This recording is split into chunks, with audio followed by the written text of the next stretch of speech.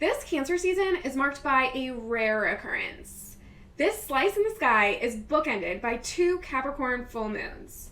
The first is happening at 1 degree and the other at 29 degrees, the very last degree of this sign. Although both of these lunar moments will be influenced by Capricorn, each will feel different due to their degree point as well as the unique aspects it forms with other planets, which of course impacts the overall energy and its effect on our lives. But for now, let's just focus on the first up and bring our attention to what the cosmos are illuminating for us on June 21st at 8:08 p.m. Central Time.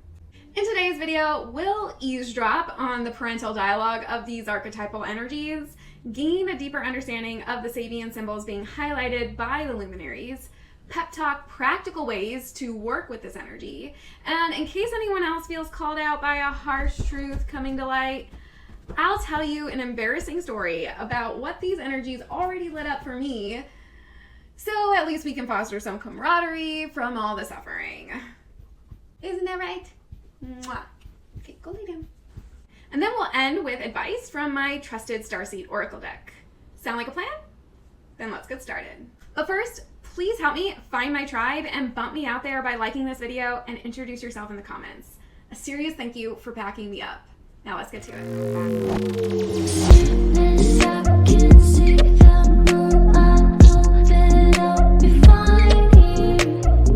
Although full moons typically represent completion and release, this cardinal energy is eager to begin anew right when it reaches its peak. But I suppose that's just power for the course, considering this is the mountain goat of the zodiac after all. Even more so, this goat is feeling inspired as it's coming right out of the energy of Gemini with a frenzy of ideas, information, conversations, and changes of plans. While Gemini's energy opens many possibilities, it often lacks commitment and consistent focus. Therefore, this is a full moon that emphasizes choice, discipline, and initiation. But to make the most of the options available, we must embrace the full moon's invitation to clarify our priorities and proceed with maturity. As someone with a third house Capricorn stellium, I know this prompt well. My biggest lesson in this lifetime is to ground my frantic creative energy into a strategic and disciplined approach. Let's just say it's a work in progress. Saturn, the ruler of Capricorn, and thus this full moon, is our greatest ally in this process. As a planet of responsibility, karma, structure, efficiency, and effort, Saturn reminds us that impulsively pursuing whatever catches our eye can lead to less than ideal situations, for which we must take responsibility.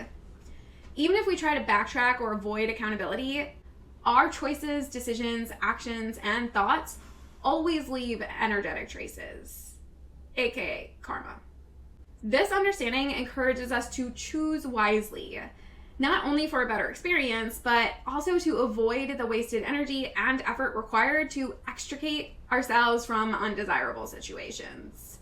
Saturn values the economy of energy and effort, an intention that we can embrace at this time as well. Now, what makes this full moon quite counterintuitive? Well, there's a few reasons, but the first is because the moon naturally rules the sign Cancer, which is the opposite energy of Capricorn. The moon, typically referred to as the nurturing mother archetype, represents our emotions, needs, intuition, and the subconscious. It governs the 4th house of home and family, while Capricorn is ruled by the disciplinarian taskmaster Saturn and governs the 10th house related to career, long-term goals, and public reputation. But something else that will be hard for us to ignore is this opposition with the sun in Cancer and the moon in Capricorn will be forming a T-square with Neptune at the final degree of Pisces. In other words, the very last degree of the zodiac. And this idealistic, mystical planet is nearly dead set on completing his dream vision, which may or may not be based in reality. See, Neptune governs spirituality, creativity, and empathy, but can also lead to escapism, illusion, and confusion. And being right at home in Pisces exacerbates this potential. Though Saturn, also transiting the sign, is helping us discern what is real versus fantasy. as well as bring more structure and discipline to our creative and spiritual pursuits. And this is the real crux of this full moon. This is further highlighted when we look at the Sabian symbols of this lunation.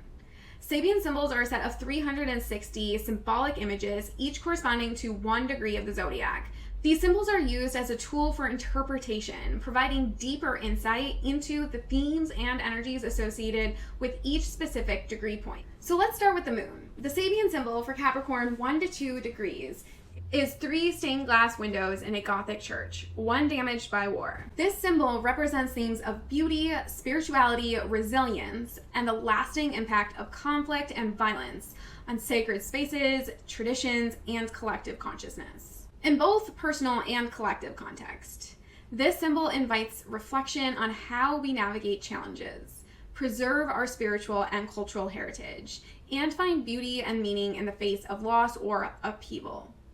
It encourages honoring traditions while adapting to change and fostering resilience in times of crisis. I find this to be quite haunting, given the fact that Neptune will next enter Aries, the sign that rules war. It seems the universe is sending us a warning and urging us to recognize a deeper truth, that we as a collective might be deluding ourselves and attempting to escape responsibility. As astrologer Jeff Burgess puts it, experiencing destruction and entropy with awareness. He also writes, beauty is one of the first casualties of war. So how synchronistic is it that during this lunation, the sun is conjunct Venus, the planet of beauty, love, and harmony? This aspect, combined with the opposition to the moon, brings a blend of emotional intensity, relationship dynamics, and the balance between personal and professional life to the fore. So now let's see what the sun wants to illuminate for us with the Sabian symbol for Cancer 1 to 2 degrees, a man suspended over a vast level place. This symbol evokes imagery of suspension, openness, and contemplation. This resonates with Cancer's introspective nature and its ability to connect deeply with emotional landscapes. This symbol reminds me of the Hanged Man tarot card in the Major Arcana. It even shows a man hanging upside down, which represents seeing the world from a different perspective and the transformative power of changing one's viewpoint. And when the Hanged Man card shows up in a reading, it invites you to pause and reassess your situation, urging you to consider different perspectives and make necessary sacrifices for greater insight and growth.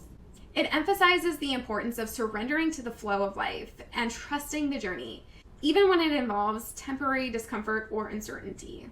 What Jeff Burgess writes about this Sabian symbol seems to address the Gemini energies lingering with us as we begin Cancer season. He says, a mind that flutters about between this and that is not sufficiently stable to center itself upon higher realities. But when a clear determination is made, the possibility to see the bigger picture is found. In this state of elevated consciousness, we can see ourselves in the wider context as an integral part of the whole. And I want to repeat that last sentence one more time, since this ironically seems to nod to the Neptune energies currently at play. In this state of elevated consciousness, we can see ourselves in the wider context as an integral part of the whole. In other words, unity consciousness. Now, that just so happens to perfectly set up my story for what happened to me recently. So, the last few videos I created unintentionally seemed to build off of one another. Starting with my Battle of the Sexes video, which seemed to synchronistically be continually playing out, since in that video, I actually went into the generational impact that the trauma of war had on the male psyche, and consequently too, the divine feminine.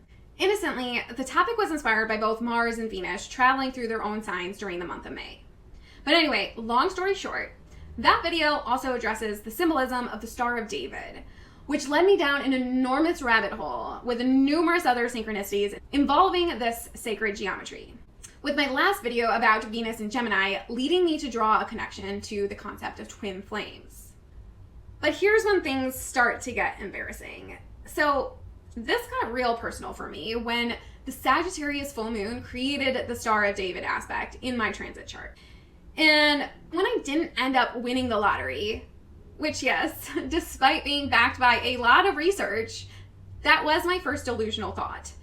But when that didn't happen, I then convinced myself that the universe was trying to tell me that my ex-husband was in fact my twin flame and we were meant to be together.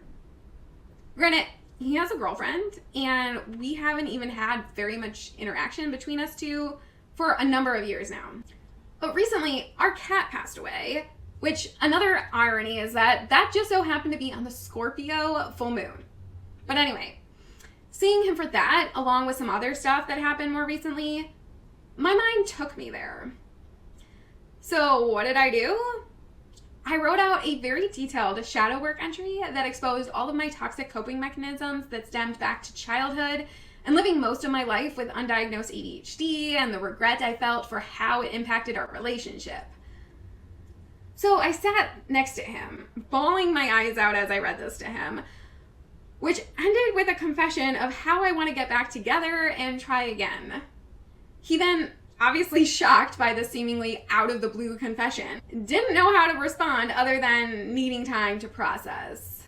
Totally fair, but then after he left, and I sat there in immense discomfort from pouring my heart out and being left empty, what did I decide to do to grapple with that uncomfortable feeling? Well, I then bombarded him with an hour-long video of compiled clips comprising of all the astrological synchronicities that seem to prove this point correct to me, yet he calls himself an atheist, so I don't know why I thought that would somehow work in my favor. He was obviously frightened by my shocking assertiveness, and I am pretty sure he thinks I've completely lost all sense of reality. And I'm not gonna lie, that thought crossed my mind as well. So, not really too much surprise, he completely rejected me. And well, all of it. But now that I can look past all of that and see things from a higher perspective, there is a bigger picture which all boils down to unity consciousness. And this seems to be what the universe was pointing me towards. This is my purpose, to serve humanity by using my skills and gifts to raise the level of consciousness required to ascend to 5D, aka the New Earth. And if you're watching this video, it's likely this isn't your first time you're hearing about this. But see, it was through that process of illuminating my own confusion and recognizing the truth for what it was. An idealized, cold-hearted fantasy.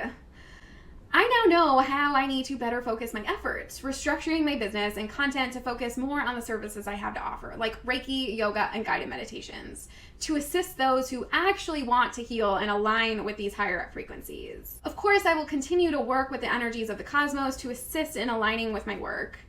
But when I face the facts, I'm a healer, not an astrologer.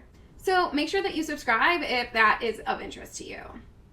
But the moral of the story is, astrology works, but it requires you to expand your perception and look from a higher perspective, and then bring it back down to earth to test it out. And it's quite common for people to neglect the practical aspects of a situation, instead getting lost in some transient flight of fancy about the nature of reality.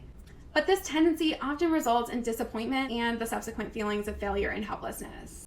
So when this Capricorn full moon squares Neptune in Pisces, it's a time you'll need to remind yourself that this powerful astrological aspect can bring about confusion, heightened intuition, and a clash between reality and dreams. There may be a struggle between your intuitive insights and the practical demands of your life. So it's important to find a balance between trusting your intuition and staying grounded in reality. Now, I need to pause for a moment on this video and go to my friend's birthday dinner. And so when I get back to finish this up, it might look a little different. Just wanted to give you a heads up, but I've run out of time. So I will be back shortly. And for you in just a second. I'm back. So now let's talk through some tips for navigating this challenging yet potentially enlightening time. One thing you can do is ground yourself. Engage in grounding activities like spending time in nature, practicing mindfulness, or doing yoga. Focus on your physical body and surroundings to stay anchored. 2, clarify goals. Reevaluate your long-term goals and ambitions. Are they aligned with your true desires? Write down your goals to bring them into clear focus and make them more tangible. 3, trust your intuition. Pay attention to your dreams and intuitive insights, but don't act on them impulsively. Meditate and journal to further explore your thoughts and feelings. 4. Avoid escapism. Be mindful of tendencies to escape reality through substances, fantasies, or unhealthy habits. Find healthier ways to cope with stress and anxiety, such as creative projects or hobbies. When I was freaking out last week, I started coloring. It's been a while since I've done that, and it was fun, and it did help. So find something like that that you enjoy. 5. Seek clarity. Double check information and avoid making major decisions if things seem unclear. Communicate clearly and ask for clarification if you're unsure about something, being especially mindful about this at this time. And this last one, reflect and release. Use the full moon's energy to release what no longer serves you. This could be outdated goals, toxic relationships, limiting beliefs, or distracting fantasies. Create a ritual or write down what you want to release, and then symbolically let it go. For example, burning the paper, but just make sure you do so in a safe way. And here are a few affirmations and mantras that you can incorporate into this full moon ritual practice. I trust in my ability to navigate through confusion and find clarity. I am grounded and focused on my true goals and sacred ambitions. I release illusions and embrace the truth. Or some mantras you can try are Om Namah Shivaya. This is a Sanskrit mantra for grounding and spiritual connection. Or repeat to yourself Sat Nam, meaning truth is my identity, which can help you to align with your true self. Now let's top this off by pulling an oracle card and reading its message out of the Starseed Oracle book for additional guidance at this time. Spirit guides and angels, what is the message for the collective to know about this Capricorn full moon? What is a message of guidance for this Capricorn full moon? Oh, that like flew out. The Great Severing, Mars energy, anger, conflict, softening to love. Interesting. So let's read what this one has to say.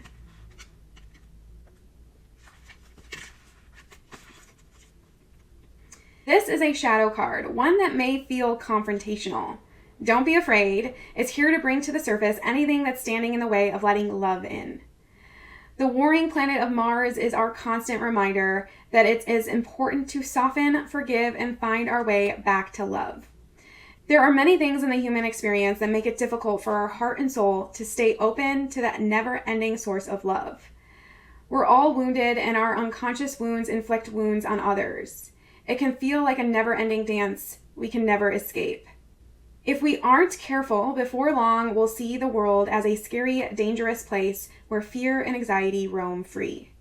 If this card surfaces, it could be for two reasons. Firstly, for you to acknowledge the difficult emotions, situations, conflicts, wounds, and fears that are causing you pain and anxiety. And secondly, for you to find your way back to love.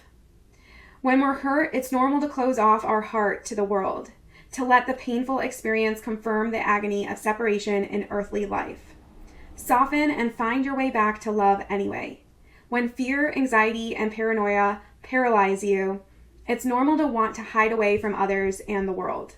Come out of your cave and soften your heart anyway. We're all innocent children spinning our way around the world. Find a way to see the innocence in all people, especially yourself. And the Starseed Soul Inquiry is, how are you cutting yourself off from love? How can you soften towards those who have hurt you? How fitting. I mean, with the Sabian symbol, with Venus being a part of this lunation, and Neptune, I mean, it's all right there. So overall, this Capricorn full moon opposing Venus and the Sun in Cancer and squaring Neptune in Pisces can be a complex time. But with mindful practices and a balanced and grounded approach, you can harness its energies for growth and clarity. Embrace the challenge of merging your dreams with reality and use this time to realign with your true path. Hi, Binksy.